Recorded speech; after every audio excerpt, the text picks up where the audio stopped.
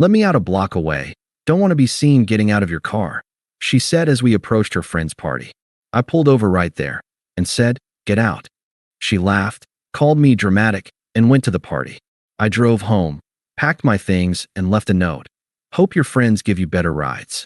She came home in the morning, drunk and happy. Found the empty closet and called me crying. Hey viewers, before we move on to the video, please make sure to subscribe to the channel and hit the like button if you want to see more stories like this. Thanks. The funny thing about red flags is they're only visible in hindsight. At the time, you just think you're looking at a flag. For 3 years with Chloe, I saw a lot of flags. I polished the poles, admired the fabric, told myself the colors were vibrant. My final act of polishing happened the Thursday before the party. I'd picked up 4 consecutive weekend shifts at the warehouse, back-aching, monotonous work that paid time and a half. The extra $1,000 wasn't for a new gaming console or a trip.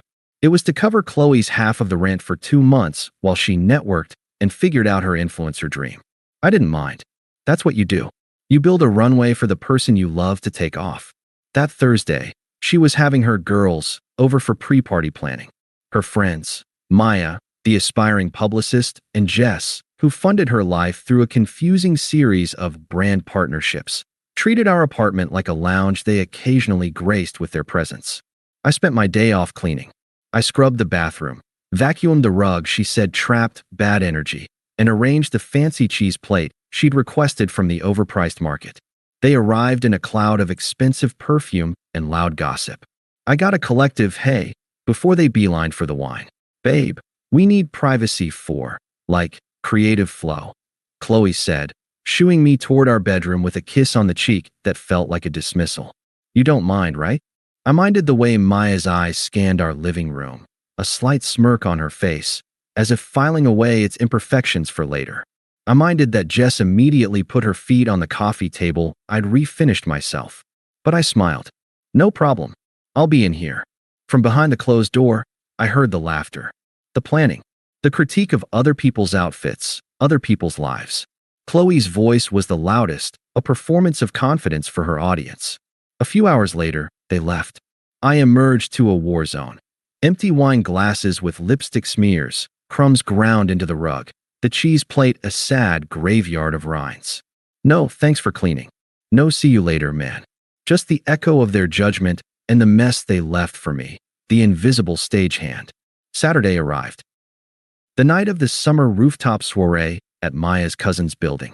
Chloe had been vibrating with anticipation all week. She emerged from the bedroom in an outfit I'd never seen before, a tiny, sparkling dress that looked like it cost more than our monthly grocery budget.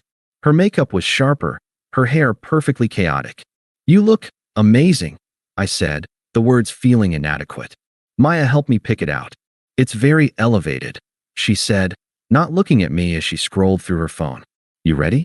We can't be late. The golden hour photos are key. The ride over was conducted in the glow of her screen.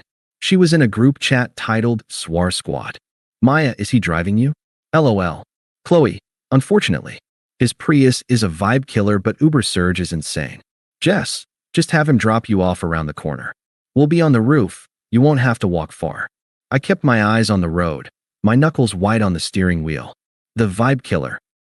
The rolling symbol of my inadequacy. We entered the trendy, gentrified part of town. The streets were lined with clubs and bars pulsing with bass. Her friend's messages kept pinging. Okay, Chloe said, finally looking up. She pointed ahead. Just up here. Let me out a block away. Don't want to be seen getting out of your car. The words hung in the air, mingling with the faint smell of her perfume. They weren't delivered with malice, but with a casual, matter-of-factness that was infinitely worse. It was simply the operational procedure. Hide the unsightly vehicle. Maintain the illusion. A coldness washed over me, starting in my chest and spreading to my fingertips. It wasn't anger. It was a profound, glacial clarity. This wasn't a joke. This wasn't pre-party nerves. This was her truth. I was the embarrassment to be discreetly unloaded before she entered her real life. I didn't argue.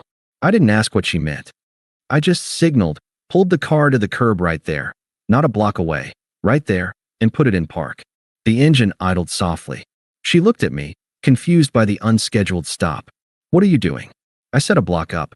I turned my head and looked at her. Really looked at her. The woman I'd built a runway for. The woman for whom I'd become a maid, a financier, and now a chauffeur to be hidden. I felt nothing but that clean, sharp cold. Get out, I said. My voice was flat, calm, final. She blinked. Then she laughed. It was a short, brittle sound, meant to dismiss and diminish. Oh my God, are you serious? Don't be so dramatic. It's not a big deal. It's just parking. She rolled her eyes, a practiced gesture. I'll get an Uber home later. Don't wait up. She popped the door handle, slid out, and slammed the door without a backward glance. I watched her in the rearview mirror, the sparkling dress catching the streetlights as she hurried down the sidewalk, pulling out her phone to announce her imminent, unencumbered arrival to the squad.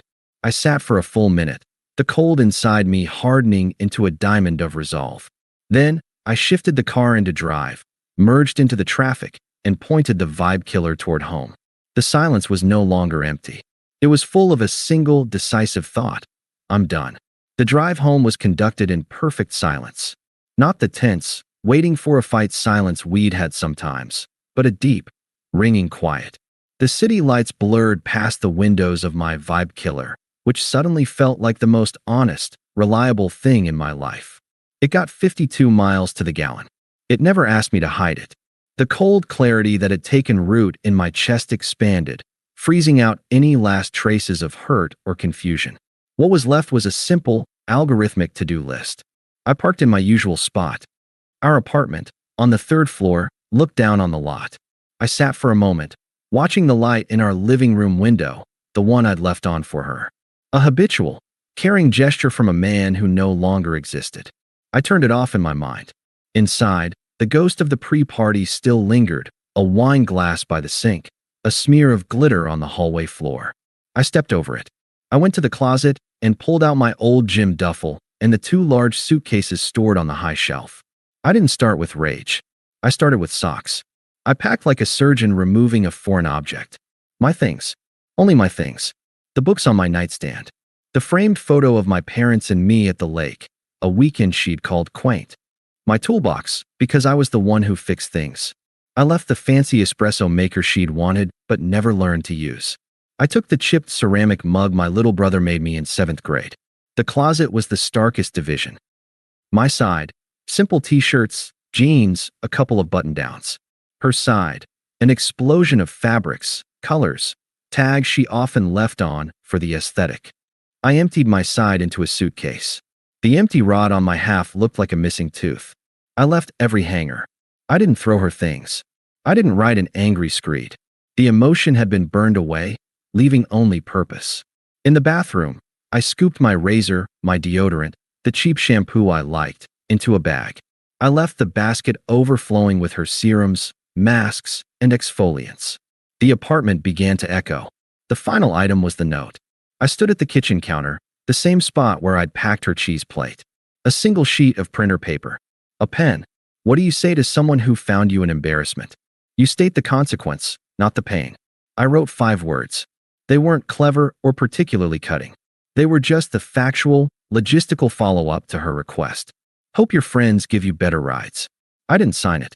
My name would have been a concession, a connection. I placed it squarely on the kitchen island, where she'd see it when she came in for water. I did one last walkthrough.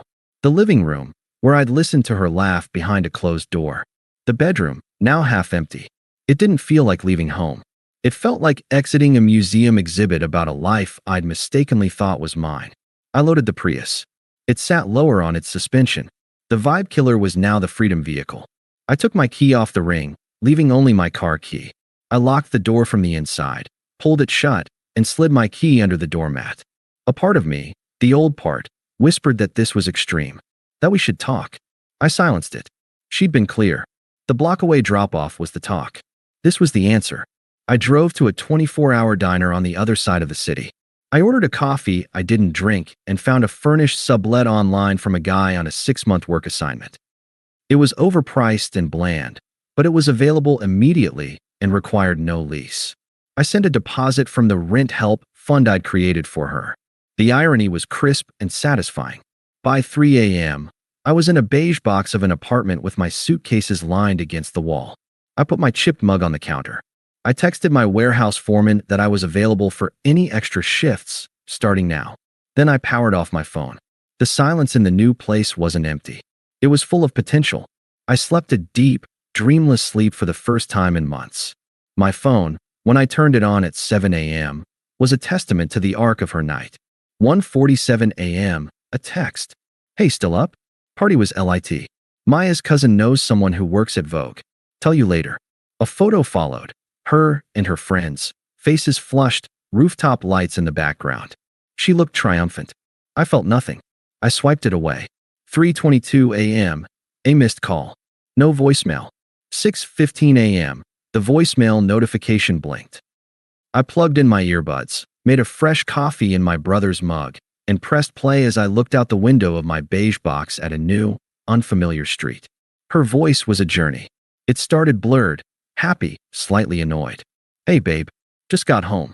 Uber was, like, $80. Can you believe that? Crazy. A pause, the sound of keys fumbling. Where are you? Out getting breakfast? You're sweet. The audio bumped and rustled. Then, a new tone. A sliver of confusion seeping through the alcohol. Hello? Why is your side of the closet is empty? The rustling got faster. Drawers opening. What the? Your drawers are empty. Your toolbox is gone. This isn't funny. Her voice tightened, the happiness evaporating. The next words were sharp, panicked. Where are you? Call me back. Right now? This isn't funny, James. A choked sound. A sob, raw and startled. Please. The message ended. I deleted it. I went into my settings and blocked her number. The action felt clean, like applying a bandage to a wound that had already scarred over. The silence lasted for about 20 minutes. Then, my phone rang with a local number I didn't recognize. I knew. I let it go to voicemail. 2 minutes later, it rang again. Same number. The third time, I answered. I said nothing. James. Finally, her voice was a ragged wire, stripped of its usual performative cool. What the hell is going on? Where are you? I'm standing in the middle of the apartment, and all your stuff is gone. I'm gone, I said, my voice flat. The note explained it. The note? That stupid, petty note? Hope your friends give you better rides. Are you kidding me? Because of last night? You're overreacting. I was just joking around. You weren't joking. I kept my tone even, factual. You were ashamed of my car. And by extension, of me. You stated a preference. I'm respecting it. It was a joke, she screamed, the sound cracking. I could hear her pacing. God, you're so sensitive. You know how Maya and Jess are. I was just playing along. You weren't playing along in the group chat? I said calmly. I hadn't seen it, but I knew. The logic was inevitable. You were leading the charge. The vibe killer, right? A dead silence on her end. I'd guessed correctly. The confirmation was colder than any anger. So that's it, she whispered, her voice crumbling. 3 years, and you just run away in the night over a stupid comment? You're a coward. A real man would have talked to me. The insult bounced off the glacial front inside me. A real man doesn't beg for basic respect from his girlfriend, Chloe. He just stops providing it when it's clear it's not reciprocated. Get an Uber from your friends next time. Don't call this number again. I ended the call. I blocked that number too. I sat back, sipped my coffee, and opened a job search website on my laptop. The din of her unraveling was a distant sound, like traffic from another street. It had nothing to do with me anymore. My runway was clear, and for the first time, it was pointed toward a horizon of my own choosing. The blocks created a dam, and the desperation built up behind it, finding cracks in other surfaces. It started with emails. The first, 2 days after the final call, was titled, I'm sorry. James, I've read your note 100 times. It's not funny anymore. I get it. I was awful. It was a shallow, stupid thing to say, and I didn't mean it. I was trying to impress people who aren't even worth it. Maya and Jess have been asking me what happened, and I'm so humiliated. Please just come home. We can talk. I love you. Chloe. I archived it. Not deleted. Archived. A curator preserving an artifact of a bygone era. A week later, a second email arrived. The subject line was just a crying emoji. James, I can't do this. The apartment is so empty. I can't afford it on my own. The landlord said, if I can't find a replacement for your half of the lease by the end of the month, I'll have to break it, and pay a huge fee. I don't have that. My friends said I can crash for a few days, but it's awkward. Maya's cousin made a joke about ditching the chauffeur. It's not fair. You're really going to make me lose our home over one comment? After 3 years? This is cruel. Please call me. Chloe. The shift was clear, from apology to accusation. My response, or lack thereof, was now the source of her problems. I archived this one too. The social media attempt was more creative. A follow request on Instagram from an account named Sunset Serenity 22, with a blurry picture of a beach. I declined and blocked it. An hour later, a DM slipped through from a different account. This one blank. Running away is what cowards do. A real man would have stayed and fought for us. I didn't even bother reading the whole thing before blocking. The true measure of her downfall came through the final voicemail, left on a Saturday morning from yet another new number. I saved this one. It was a masterpiece of unraveling. Her voice was stripped raw, husky from crying. The performance was completely gone. They're not my friends. A shaky breath. Maya said I'm bad energy now, that I'm bringing down the vibe because I'm sad all the time. Jess asked me to pay her back for the Uber that night and for the drinks, said I was acting like a charity case. A wet, ragged sob. They were never my real friends. You were. You were the only real thing I had. And I was such an idiot. I traded you for glitter and roof access. There was a long pause. I could hear traffic in the background. She wasn't at home. I tried to see someone else. To move on. This guy from the party. He seemed so cool. He used me for a night and ghosted me. Told his friends I was clingy. Her voice dropped to a whisper, utterly broken. I'm living out of a suitcase at my sister's. She's mad at me too. I have no money. I have no one. I see your empty closet in my head every night. Please. I'll do anything. I'll sell the dress. I'll never see them again. I'll get a normal job. Just please. I'm so alone. I don't know who I am without you. The message clicked off. I listened to it once. I felt no pity. No schadenfreude. Just a distant, clinical recognition that every consequence she described was a direct, logical outcome of her own choices. She'd chosen a facade over substance, and now she was left holding the empty, glittery mask. I didn't archive it. I hit delete. The sound of her destruction was not a record I needed to keep. 6 months is a long time in a life you're actually building. The beige sublet was gone. I'd moved into a clean, modern one-bedroom with a view of the river, paid for by the promotion to shift supervisor I'd gotten at the warehouse. The extra hustle had turned into respect, then opportunity. My Prius was still in the lot, freshly washed. I'd saved enough for a down payment on a small, tidy house. I was closing next month. The invitation to my cousin Danny's wedding was a surprise. We'd been close as kids, but drifted apart during the Chloe years. She'd found family events boring. I bought a new suit, a charcoal gray one that fit me properly. The wedding was at a botanical garden. It was full of genuine laughter and warm light, a world away from rooftop soirees.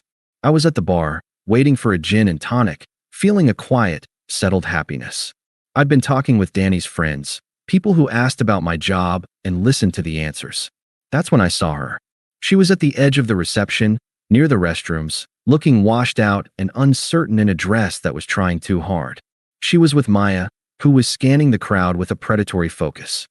They must have been guests of a guest, plus ones clinging to the periphery. Chloe's eyes swept the room and locked onto me. I saw the journey on her face. Shock first, then a flicker of the old, practiced hope, the look she'd use when she wanted something. It melted into a stunned realization as she took in the suit, my posture, the easy way I was standing alone at the bar, completely at peace. Finally, a raw, naked devastation. She whispered something to Maya, who glanced at me, smirked, and promptly walked away, leaving Chloe alone. She hovered for 10 minutes, gathering courage. I collected my drink and found a quiet spot near a bubbling stone fountain. She approached like someone walking onto thin ice. Hi, James.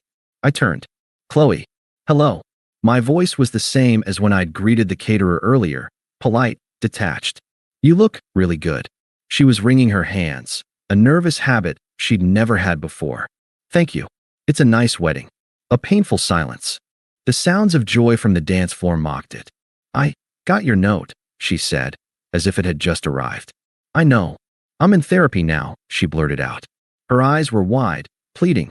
What I did, what I said, it was awful. I'm dealing with a lot of my own insecurities. That person who wanted you to drop her off a block away, that wasn't the real me. I took a slow sip of my drink, the ice clinking. I looked at her, not through her, for the first time since that night. I saw the fragility, the regret, the exhausting effort to rebuild a shattered self-image. And I felt absolutely nothing. I know. I said again, my tone final. The real you is the one who made the choice. The insecure one, the performing one, the cruel one, they're all you. I just only had to deal with one of them. I prefer the clarity. She flinched as if slapped. The tears started, but they were no longer weapons that could reach me. God, can we ever just have coffee? Talk. I need closure. This is killing me. At that moment, Lisa, a woman I'd been seeing for a few months, found me. She was a landscape architect, smart, kind, with a laugh that didn't sound like a performance. She slipped her hand into mine, her touch warm and sure. There you are. They're about to do the bouquet toss. It's a whole thing. Oh, hi, she said, smiling warmly at Chloe. Chloe stared at our joined hands. Her face completely emptied. It was the final, silent confirmation of a world that had moved on without her. I looked from Lisa's smiling face back to Chloe's shattered one. I gave Lisa's hand a gentle squeeze. There's nothing to close, Chloe, I said, my voice quiet but absolute in its certainty. My life is full. I genuinely hope you find peace, but you'll need to find it somewhere else. I turned to Lisa, my entire focus shifting. A bouquet toss? Lead the way. We walked back toward the lights and the music. I didn't look back. I knew she was still standing by the fountain, a statue of her own regrets. But her shadow no longer fell on my path. The road ahead was clear, bright, and entirely my own. Thanks for watching. Make sure to subscribe to the channel and hit the like button. What do you think about this story? Share it in the comments.